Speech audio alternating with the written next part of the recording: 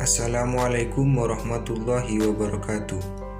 Di sini kami dari kelompok 2 yang beranggotakan Ahmad Rif'i Nanda Purnama, Nadiah Widiawati, Rajiswardi. Kami akan mempresentasikan tentang mata kuliah morfologi, yaitu pada materi kelas kata verba atau kata kerja. Pembahasan yang pertama yaitu definisi verba.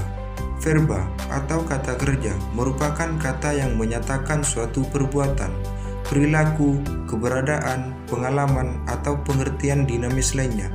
Bisa diartikan juga bahwa verba adalah kata kerja yang biasanya diikuti oleh subjek. Kata kerja pada umumnya menjadi predikat dalam suatu frasa atau kalimat.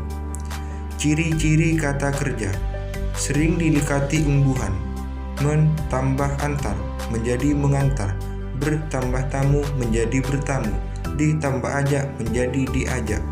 Dapat diikuti dengan kata sedang, akan, sudah, telah, belum, hendak. Seperti sedang belajar, akan mandi, sudah selesai, telah pergi, belum sempat, hendak bekerja.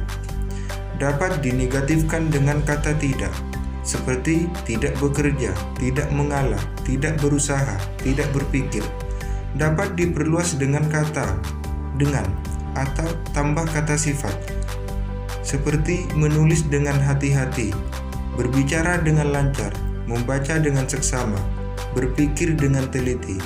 Pada umumnya menduduki fungsi predikat. Ajeng sidang belajar, subjek predikat. Adik menangis, subjek predikat. Jenis kata kerja berdasarkan objek. Kata kerja transitif merupakan kata kerja yang membutuhkan pelengkap atau objek. Kalimat dengan kata kerja transitif tidak akan menjadi kalimat efektif tanpa kehadiran objek. Kalimat yang mengandung kata kerja transitif bisa dirubah menjadi kalimat pasif. Contoh dari kata ini adalah menendang, menjaga, memakan, dan lain sebagainya. Contoh kalimat ibu memasak nasi, aktif, bisa diubah menjadi kalimat pasif menjadi nasi dimasak ibu. Kata kerja intransitif adalah kata kerja yang tidak membutuhkan pelengkap. Artinya, kalimat dengan kata kerja intransitif sudah efektif tanpa pelengkap seperti objek atau kata keterangan. Kalimat masih memiliki makna walau tanpa objek pelengkap. Karena tidak memiliki objek, kalimat yang mengandung kata kerja intransitif tidak bisa dirubah ke dalam bentuk pasif. Contoh dari kata ini adalah tidur, pergi, makan, meluk, dan lain sebagainya. Contoh kalimat adik menangis, Tone melamun kemarin. Kata kerja berdasarkan subjek. Kata kerja aktif adalah kata kerja di mana subjeknya berposisi sebagai pelaku. Biasanya kata kerja aktif memiliki imbuhan me atau ber. Contoh dari kata ini adalah meminta, memasak, menanak, bertengkar, berlari, berjalan, dan lain sebagainya. Contoh kalimat Ani menyapu teras, Bapak pergi ke bengkel. Kata kerja pasif.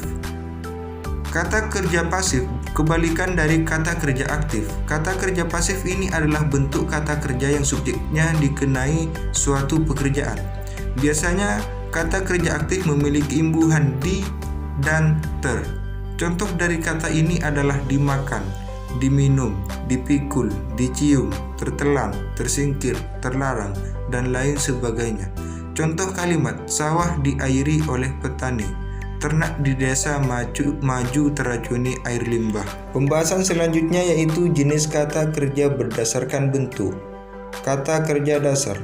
Kata kerja dasar adalah kata kerja yang tidak memiliki imbuhan atau merupakan kata dasar, baik awalan, akhiran, atau sisipan.